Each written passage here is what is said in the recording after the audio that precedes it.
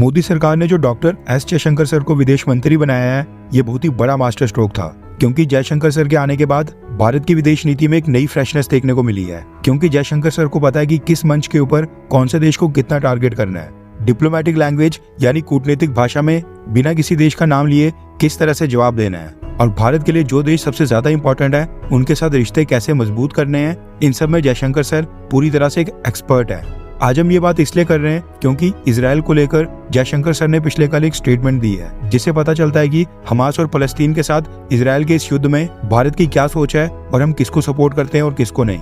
Reference के लिए आपकी स्क्रीन के ऊपर न्यूज आर्टिकल का स्क्रीनशॉट है। दरअसल doctor S Jaishankar sir non alignment movement के 19th समिट को अटेंड करने के लिए युगांडा गए थे। आपकी जानकारी के लिए बता दूं कि नॉन अलाइनमेंट मूवमेंट एक तरह का एक फोरम है जिसमें दुनिया के 120 देश शामिल हैं, और ये सारे 120 देश किसी भी मेजर मिलिट्री ब्लॉक के साथ बिल्कुल नहीं है या फिर नाटो की तरह किसी भी अलायंस में नहीं है, और ये सभी देश न्यूट्रल फॉरेन पॉलिसी की अप्रोच को मानते हैं और किसी भी झमेले में पड़ने से बचते हैं। अब क्योंकि इस फोरम में 120 देश शामिल हैं, इसलिए इस इवेंट को इंटरनेशनल लेवल के ऊपर दुनिया भर के बड़े बड़े मीडिया हाउस कवर करते हैं, और वहाँ पर जयशंकर सर ने भारत को रिप्रेजेंट करते हुए इजराइल के ऊपर एक बहुत ही बड़ी स्टेटमेंट दी है। अपनी स्टेटमेंट में जयशंकर सर ने कहा है कि इस समय जो गाजा में कॉन्फ्लिक्ट चल रहा है वो हमारे माइंड में सबसे ऊपर है।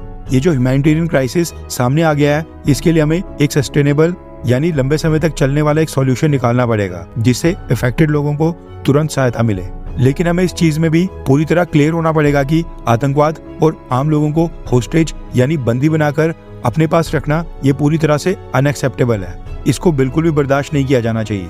जयशंकर सर ने कहा कि ह्यूमैनिटेरियन क्राइसिस के ऊपर तो नजर डालनी चाहिए, लेकिन हमास के आतंकवाद और सिविलियंस को होस्टेज बनाने के काम को भी नजरअंदाज नहीं करना चाहिए। जयशंकर सर ने आगे कहा कि लॉन्ग टर्म में भारत 2 स्टेट सॉल्यूशन के समर्थन में है, जहां पर फलस्तीन के लोग सिक्योर बॉर्डर में जी सकें। हम सभी को इजराइल और फलस्तीन के बीच 2 स्टेट सॉल्यूशन को हकीकत बनाने के लिए कलेक्टिव एफर्ट्स करने चाहिए, क्योंकि आज की डेट में किसी भी देश की ग्रोथ और प्रोग्रेस पीस, शांति और स्टेबिलिटी के ऊपर ही निर्भर करती है। यूक्रेन का उदाहरण देते हुए जयशंकर सर ने आगे कहा कि आज की ग्लोबलाइज्ड और इंटरकनेक्टेड दुनिया में एक रीजन में कोई कॉन्फ्लिक्ट होता है, उसके परिणाम पूरी दुनिया में देखने पड़ते हैं। यूक्रेन के केस में भी फूड, फ्यूल और फर्टिलाइजर्स की सप्लाई पूरी दुनिया में इम्पैक्ट हुई थी। इनकी मार्केट पूरी तरह से प्रभावित हुई थी। यहाँ पर जयशंकर सर ने स्टेटमेंट में साफ तौर पर कहा कि हमास के आतंकवाद और जो हमास ने इजराइल के लोगों को बंदी बनाकर रखा है, उसको दुनिया को बिल्कुल भी स्वीकार नहीं करना चाहिए। एक समय था जब भारत में कांग्रेस सरकार हुआ करती थी, उस समय इजराइल के साथ रिलेशंस